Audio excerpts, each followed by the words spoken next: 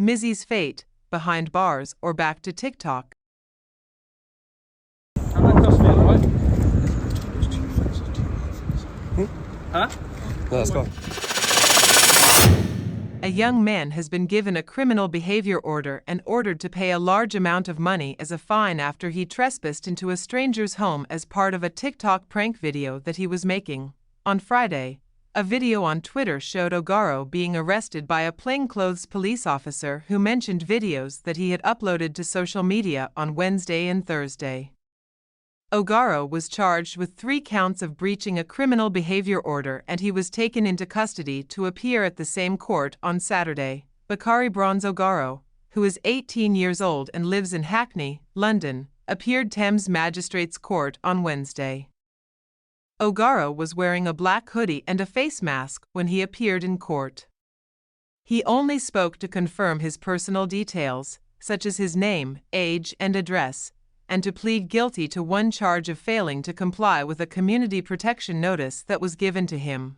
Verinder Hare, who was the prosecutor in the case, told the court that Ogaro was issued with a community protection notice on May 11 last year, and that 2 of the conditions that were imposed on him by the notice were that he should not enter any private property without permission or authorization. Ms. Hare said that Ogaro then violated that notice by trespassing into a home on May 15 this year without permission or authorization.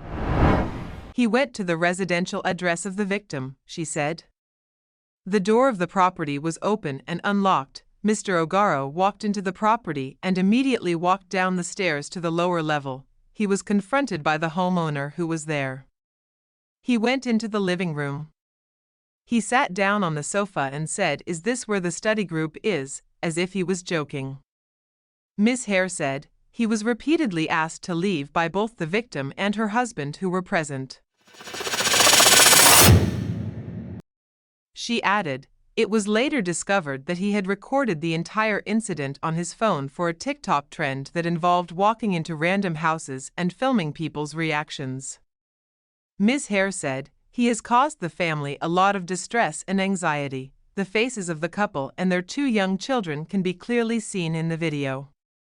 She told the court that the mother was under the impression that Ogaro was trying to rob them, and added that the mother values her family's privacy very highly. This has caused the victim great concern and fear, Ms. Hare said. Lee Sargent, who was defending Ogaro, said that Ogaro had apologized to the family for his actions. He said that his client had a difficult upbringing and was raised by a single parent. Mr. Ogaro grew up in a single-parent household, Mr. Sargent said. He had an extremely challenging childhood. He is an intelligent young man and a young man with some potential for success. He said that his client was not employed or enrolled in any education, but was instead receiving universal credit as a form of income.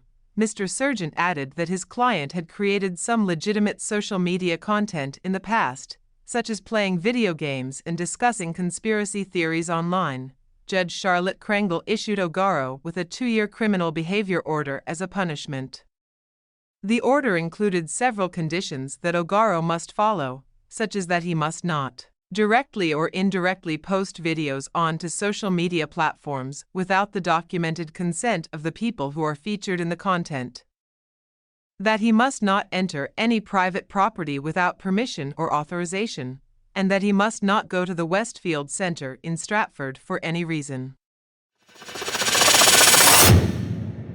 She also ordered Ogaro to pay a fine of £200, as well as a victim surcharge of £80 and costs of £85, which added up to £365 in total. This was not the only content that he created that was deemed abhorrent by many people, as he also made videos where he picked up a woman's dog and briefly ran away with it, asked random people in the street if they wanted to die, and jumped into a stranger's car without permission.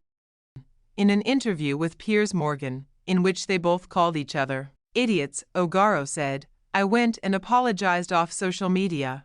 I could have recorded that apology and that would have been another viral video, whether it's hate or whatever. Literally, hate brings money, hate brings likes, hate brings views. It doesn't matter, love or hate, it still brings views. It's not like I prefer to do the hateful stuff, It's just easier to do the hateful stuff. He also said this week that he felt sympathy and remorse for trespassing into the family's home, which he said could have been the best or worst decision of my life. Ogaro added, "I wouldn't call it terrorizing, I would more call it having fun," adding, "You see this situation that blew up on the internet, like walking into random houses. The next day I apologized because I felt bad." The presenter criticized the tiny fine that was imposed by the court as no deterrent to you whatsoever.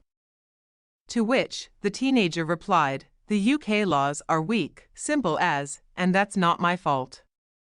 He described his decision to enter someone's home as more of a spur-of-the-moment thing, and added, "I got spurred on and my ego got a hold of me. I realized that at that moment, and that's why I went to apologize the next day." The content creator, who was previously arrested over clips that appeared to show him harassing Jewish people, has said part of the reason why people reacted negatively to his videos was because of his race. Mizzy said he started to think about content creation more seriously as a possible career path when he was in year 8 or 9, after he had been kicked out of school 3 times. He began to notice that every time he upped the ante and did wilder videos, he would get more online engagement, so that is what he continued to do.